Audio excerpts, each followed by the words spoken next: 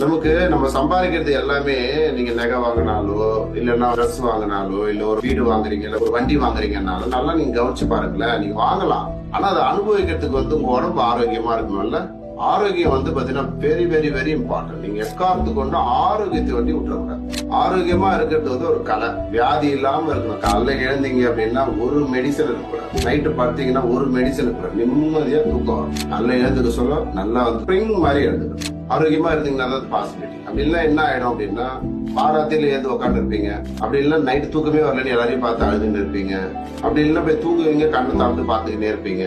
ஒரு தூக்கம் கொண்டு பார்த்துக்கிட்டே. என்ன காரணம்னா ஹெல்த் கெட்டு போயிடும். உங்க உடம்பு பாத்தீங்கன்னா ஆரோக்கியமா வச்சுக்கிறதுக்கு யாராலையும் முடியாது, யாரும் ஹெல்ப் பண்ண மாட்டாங்க. கூட இருக்கிறவங்க எல்லாரும் உங்களை வாட்ச் தான் பண்ணுவாங்களே தவிர உங்களுக்கு ஹெல்ப் பண்ண முடியாது.